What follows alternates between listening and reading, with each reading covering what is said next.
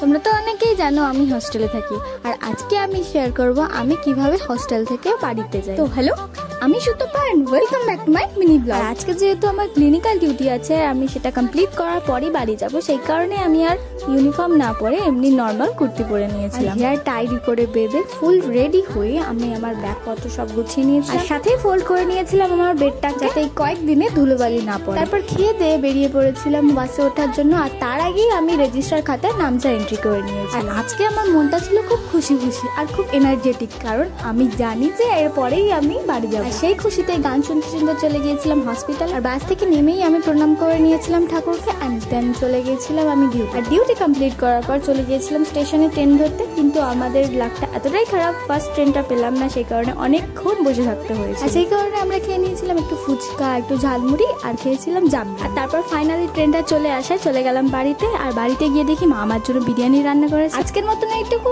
And I will see you in the next one. Tata.